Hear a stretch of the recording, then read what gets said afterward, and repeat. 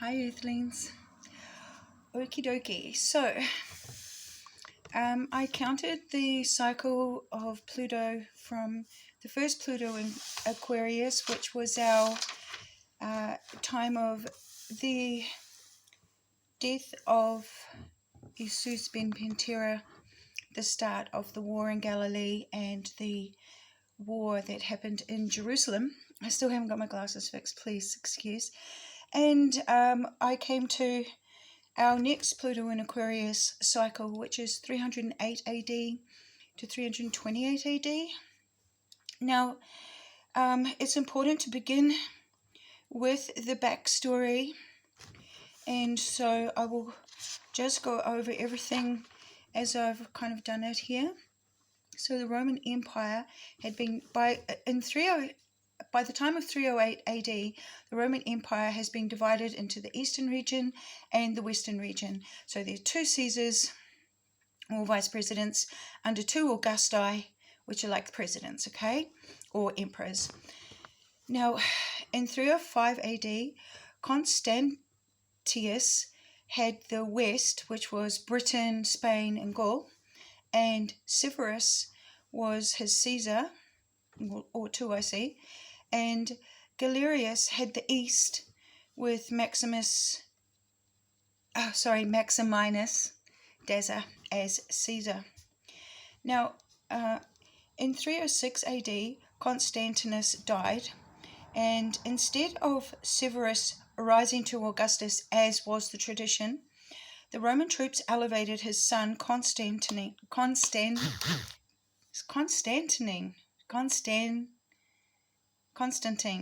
Goodness, I'm so sorry. The Great, to Augustus. Now, Galerius, which was the senior emperor, he was sent a portrait of Constantine wearing the crown of laurels, and Constantine said his unlawful ascension was forced upon him by his troops. Well, Galerius was so furious that he nearly set the portrait on fire. His advisors calmed him down, saying that to deny Constantine would mean war.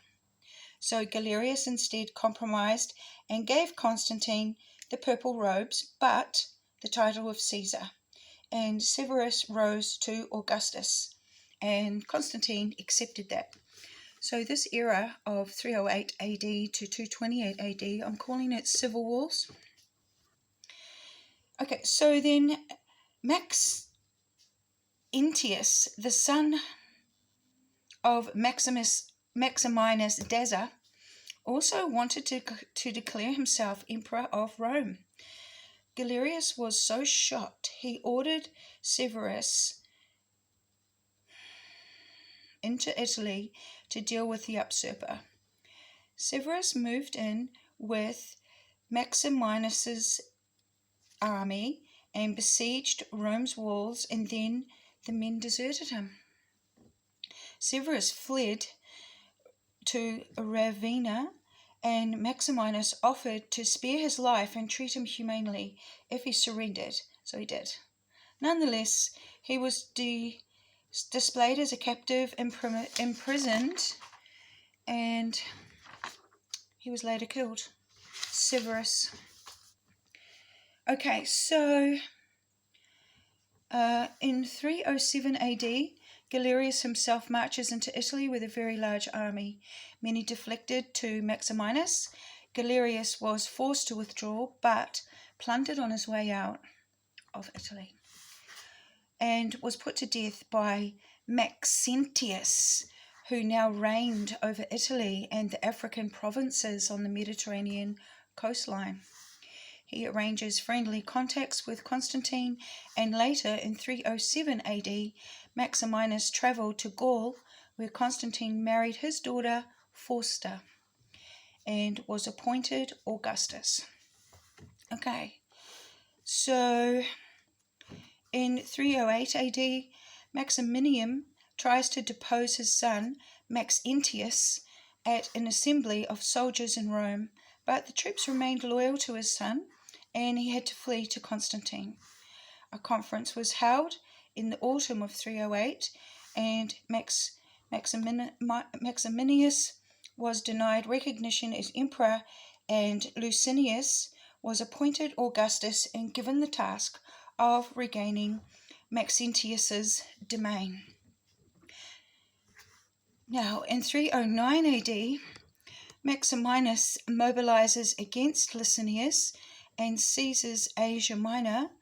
A hasty peace is signed on a boat in the middle of the Bosphorus, while Constantine toured Britain and Gaul. Maxentius prepared for war and fortified northern Italy and strengthened his support in the Christian communities. In 310 AD, Maximinian rebels against Constantine while the emperor was on a campaign against the Franks. He had been sent with part of Constantine's army to defend attacks by Maxentius in southern Gaul. In Arles, he announced that Constantine is dead and took up the imperial purple, but Constantine's army stayed loyal, and Maximinian was compelled to leave. Constantine hears what happened, abandons the campaign against the Franks, hunts down the fleeing Maximinian, who was hiding in Massilia. The royal citizens opened the gates of their Greek colony to Constantine, who captures Maximinus, stripped him of all his titles, and strongly suggested that he kill himself. He was then found hanged. So, just to recall that Maximinus was the father-in-law of Constantine and the father of Fausta, who Constantine married. Okay, so now we go to 311 AD. So I'll go to here next. Maxentius is barely tolerated, and riots break out in Rome and Egypt and Carthage. And Dominatus Alexander takes the authority of the African provinces. Even Italian Christians find it hard to support Maxentius. Maxentius vows to avenge his father's death and declares war on Constantine. Constantine forges an alliance with Licinius and offers him his sister Constantia in marriage.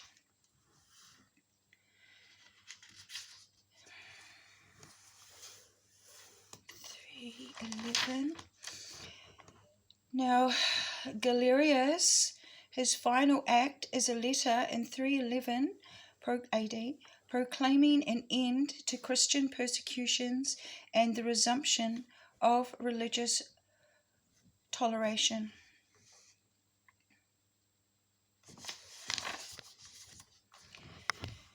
Now, in 312 AD, I'll just go here, 311, Daza is unhappy that Licinius is the elder Augustus, while Licinius held the European provinces, that's Macedonia, Greece, and Illyricum. Daza took possession of the Asia provinces. In 312 AD, there is not a place in the empire where people are not expecting the onset of hostilities. Constantine's advisors and soothsayers recommend against attacking Maxentius, stating unfavorable omens. But Constantine, with a spirit that left a deep impression on his men, felt he was inspired by supernatural guidance. He ignored all the cautions, and with a quarter of his army, that is 40,000 men, they crossed the Cotane Alps and took the heavily fortified town of Susa in Italy, and moved to the important city of Turin in Italy. Augusta Turin it was called in those days, but that is Turin, and you know what is there, the Shroud of Turin. So he made a very, very important move when he went there, and no doubt he would have seen the shroud. Here Constantine encounters a heavily armed cavalry of Maxentian's men, and they encircle and flank them and knock them on off their horses with their clubs. Turin opens its gates to Constantine and refuses refuge to Maxentian's forces. Constantine then moves on to Milan with no more resistance, and he rests his army in Milan. Something obviously happens in Milan. Maxentius sat in Rome and prepared, and Constantine progressed slowly. Maxentius consults the keepers of the Sibylline books for guidance, and the keepers prophesy that the enemy of Rome will die on the 28th of October. Daza campaigns against the Armenians, who of course have turned Christian. Okay, 312 AD, we're still there. Now, we're coming up to the 28th of October. So the day before, Constantine has a dream. But the day before Constantine has a dream, he and his men looked up to the sun, and they saw a cross of light above it, and the words, If Totor Nika, the sign of victory. He was unsure of the apparition's meaning, but that night he dreams of a Greek symbol used by Ptolemy III on his coins in 246 to 222 BC, meaning Christian, good. In his dream, he is ordered to put the symbol on the shields of his soldiers. He awakens and orders his men to mark their shields and ready for battle. Now this is what we call the Chiro. And it's upside down or back to front for you guys. Can you even see it? And here it is. I've drawn it up here. I'd like to say it reminds me of the skull and crossbones slightly. And also there's something to do with the Templars on that. The Templars, of course, turned their cross. I see a little bit of something to do with the Islam in there too. Meanwhile, so the men all mark their shields with this symbol, and Maxentius, he's not expecting anything different, right? So, okay. It was expected that Maxentius would remain in Rome, but surprisingly, Maxentius organized his force, and it was twice the size of Constantine's, and he advanced north to battle Constantine on the Tiber River in front of the Milvian Bridge for the 28th of October battle. He had constructed a wide platoon bridge, that is a floating bridge, as well to get his troops across faster. Constantine's army arrives at the battle with their shield insignia, or sigil, marching forward strongly.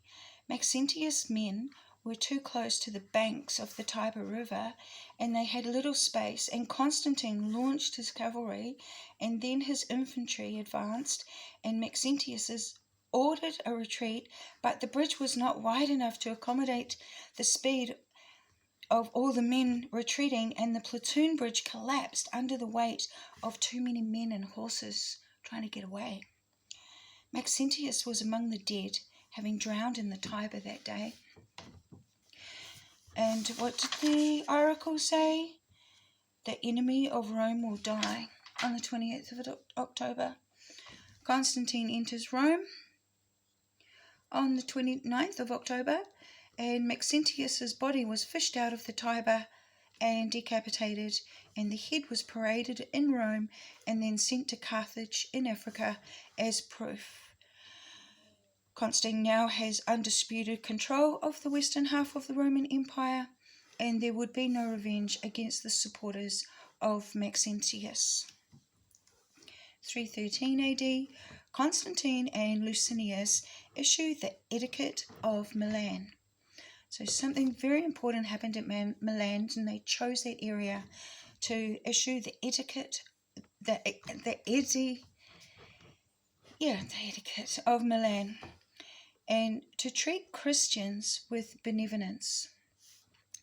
Licinius resided in the ancient Greek city of Nicomedia, the easternmost capital city of the Roman Empire in Turkey. And the Romans looked for common ground between their major gods and the Greeks. And millions of women had become Christian, taking vows of chastity, which greatly offended Roman soldiers who would murder women that offended them in this way. Especially this man, Maxentius. Now, there's a story. Maxentius became enamored with, I think it was Dorothea of Alexandria, and she had taken a vow of chastity, and she was a Christian, and she I forget what it was, rejected him, and he just went bananas, and he took all her property, everything like that. I'm not sure how he treated her. He didn't treat her very well. She ran away and had to escape to Arabia, where she stayed until she died. And Constantine makes a rule that rapists will be burned alive. And that's a pretty good rule. Hopefully that stopped a lot of it. We don't know. Now, this guy Dazza,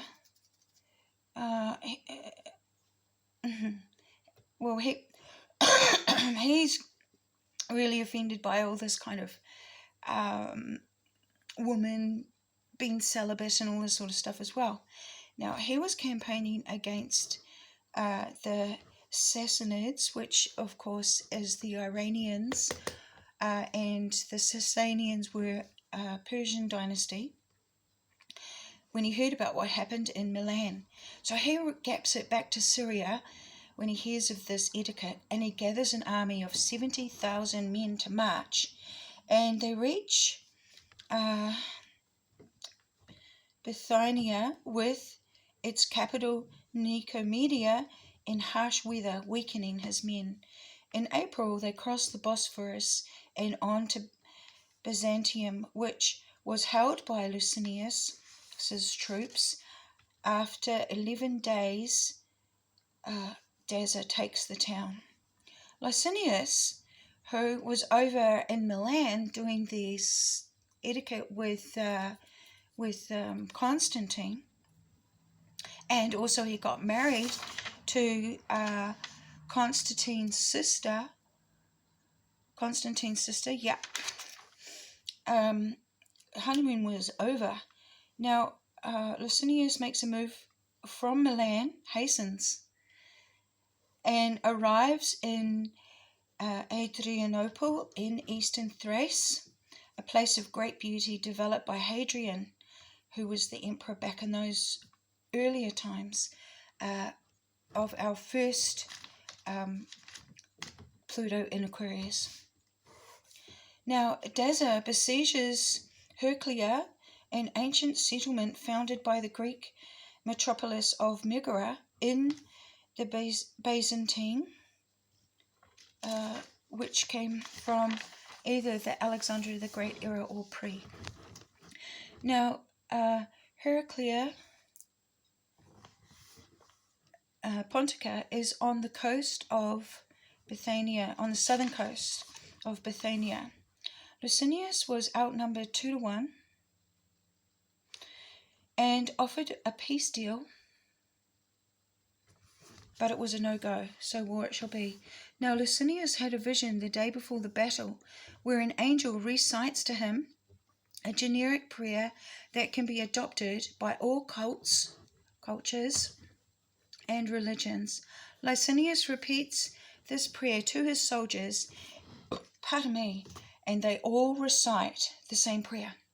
So, clever man Licinius, well, they're over in Milan, they're obviously talking about a lot of stuff that's going on, and he was able to construct a prayer that didn't offend anyone's god or goddess or even Jesus. No, it didn't offend the Christians, didn't offend the pagans, it didn't offend the heathens, it didn't offend the traditionalists. Okay, now on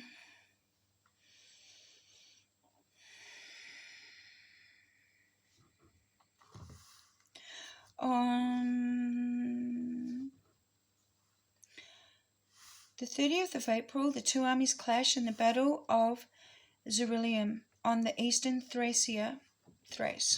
In the Bronze Age, Zerilium was called Phrygia. That is spelt Phrygia. Phrygia. Gordian was the place of Zerilium. It was called Gordian. So that is the place of the Gordian knot that was cut by Alexander the Great. And it was also the place of King Midas, who turned whatever he touched into gold. It's a place in Anatolia, and we know that Anatolia is Turkey. Now, so Licinius won a complete victory with Daza on the run to Nicomedia, and then Licinius, a true Christian, was kind of hesitant to pursue him. So Daza boots it, and he took off his purple robes and he put on slave's clothes, and he tried to disguise and gap it, right? So Licinius sent a small force to Nicomedia, and so Daza fled from there to Tarsus, and he was pressed upon by land and sea by Licinius.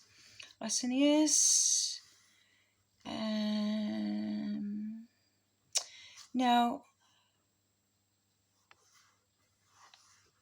Daza, the death of Daza. So Daza gets sick. He gets some disease, and they explain it like some sort of a thyroid kind of a thing, but it sounds absolutely terrible.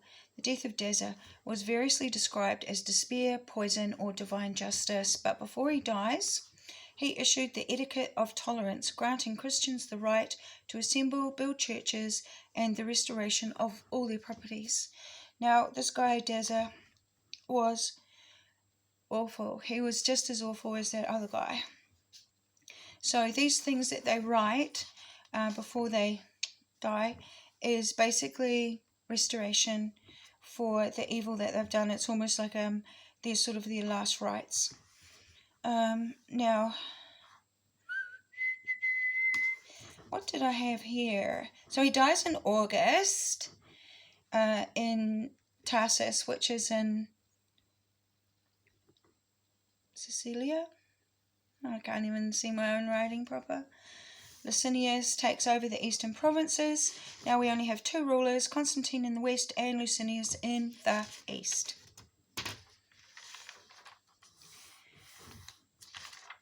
313 AD, still the same year. The Persian Sassanid Empire hears about Daza's death. The Armenians declare that they are Christians now, and they left Zoroastrianism. That caused an internal turmoil in the Sassanid Empire because they are, since ancient times, Zoroastrian. Now, Zoroastrian. Now, I'll just leave that. Now, 314 AD, the battle begins in Sibylay, Croatia, Licinius' territory, but Constantine invades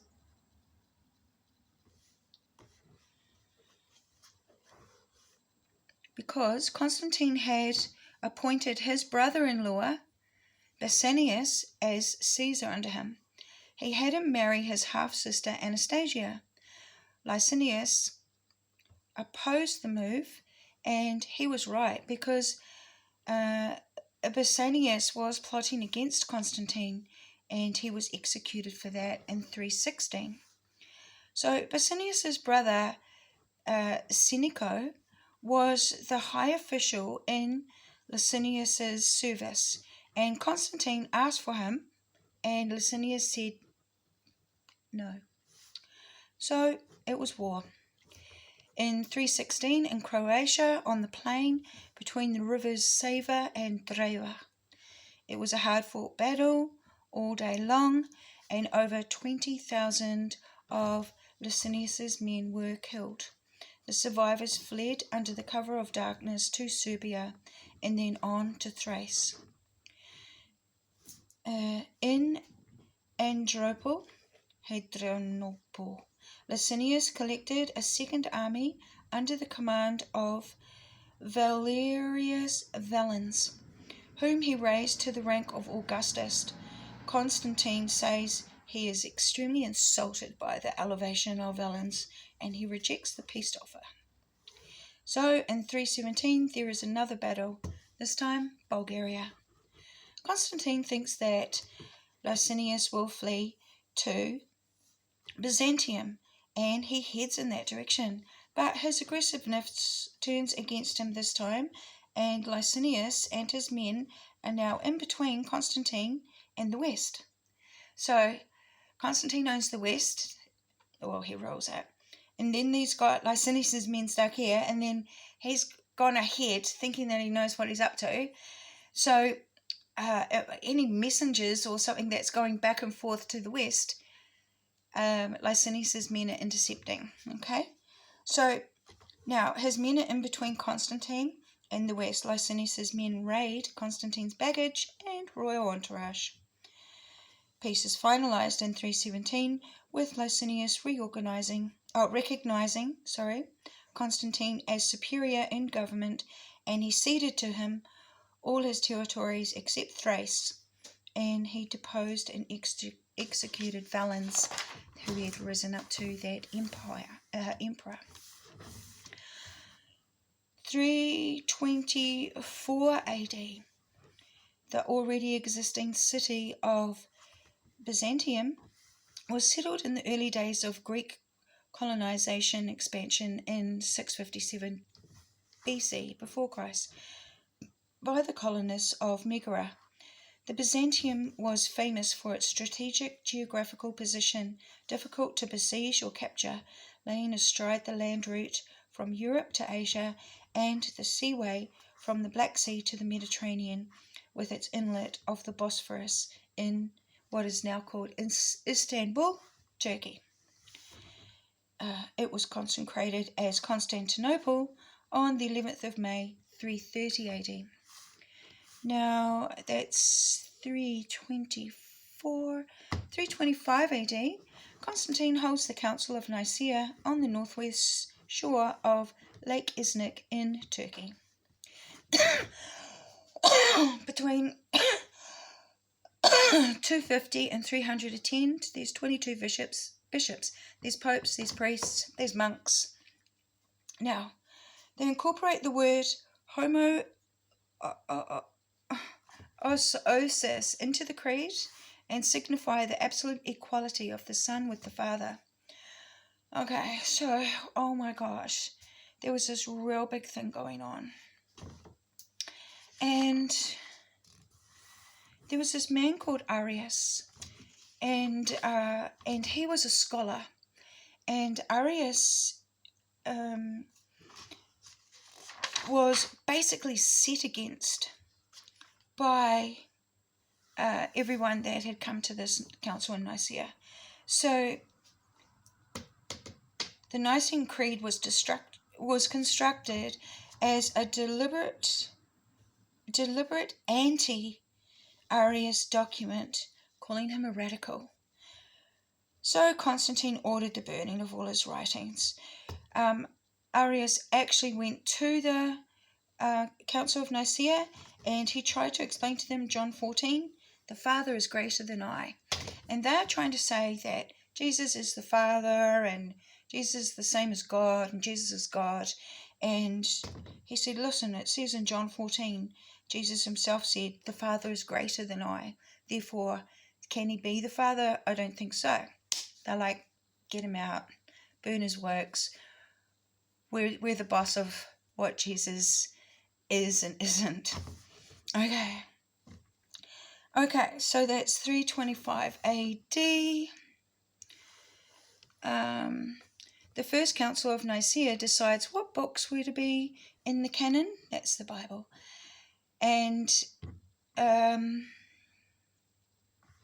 50 copies of the sacred scriptures were to be written in Caesarea, the capital of Roman Judea.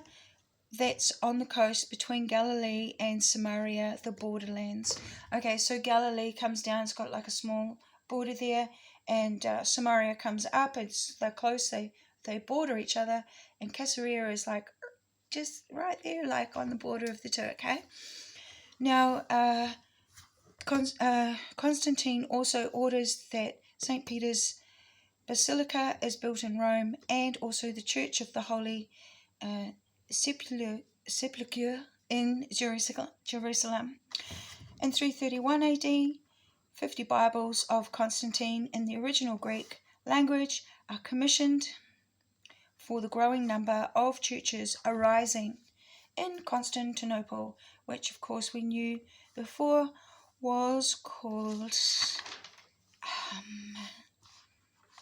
did I put that in? Oh, yeah. Was called the Byzantium region and is now called Istanbul. Okay, now I'm coming to the end of the story that I've written, and I hope I get this last part right now.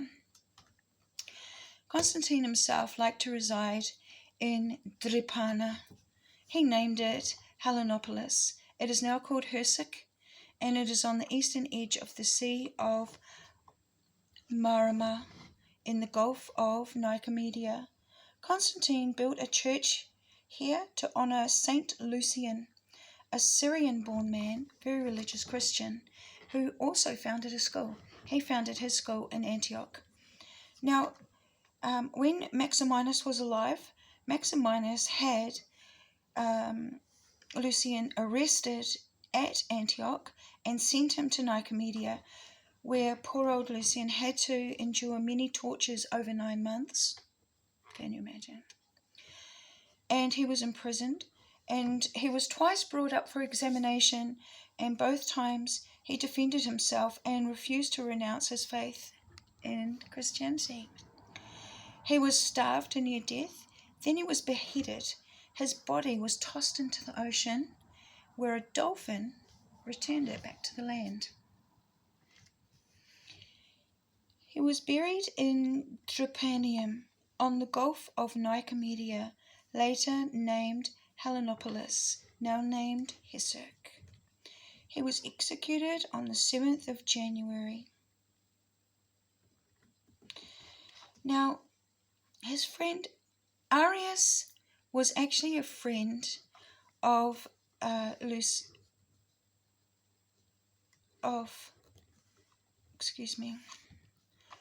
I'll just go Arius.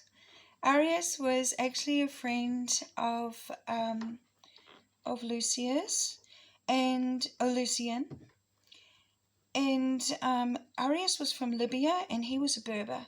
Now,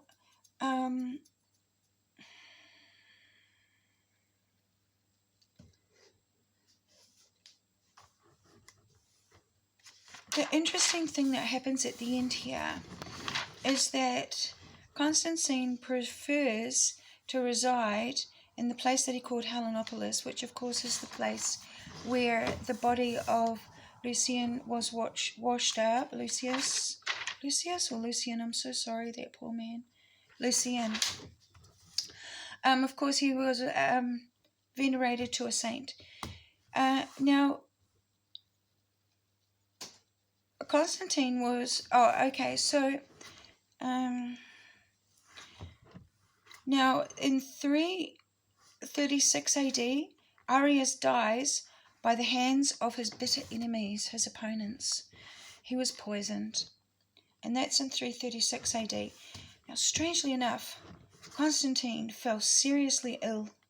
He had ruled for 31 years, and in 337, at the age of 65, on the 22nd of May, he dies. But before he dies, he was baptized on his deathbed by an Arian bishop, Eusebius of Nicomedia, in 337. So even though poor Constantine, sort of like, well, I feel that he was kind of almost overpowered by these bishops and monks and just everyone telling him what to do. He was just like, bah. And they were like, not that Arius, don't follow him. You know, look at what Jesus did. He was obviously a guy, must have been a god. How could you bring yourself back from death if you weren't, you know? But you can. And you can do many miracles. And Jesus himself said that you can do it. So you should practice. You don't have to practice. You just have to just fully just touch and go. So I think that in the end, for Constantine, he realized that Arius was probably, his theology, his truth was probably more legit, like the truth. And it was too late because the 50 Bibles had been printed. They were pushed out to the churches, and religion was starting to crack along this Roman Catholic. Catholic was universal, okay? So remember I told you that we're in the university, Pluto and Aquarius. So the word Catholic means universal. It's supposed to be a universal thing for every man, as Rome was supposed to be, meaning every man. So yes, and that is my update for the next cycle of Pluto in Aquarius that came along 248 years after the first cycle, which included the crucifixion of Isis ben Pentera, and then of course the religion that sprung up because of that. Now, I'm so fascinated by this, and I'm going into the next phase, and I'm hopefully I'm going to find out more about the Crusades, and when I do as well, because they're wrapped up in this whole thing as well. And a new sort of a slant is that I think that religion is going to play a little bit more of a part in the Pluto and Aquarius theme than what I realized. So I think Christianity is a major thread that I'm going to be following. So much blessings to you all, and ka kite, and yeah, stay strong everyone.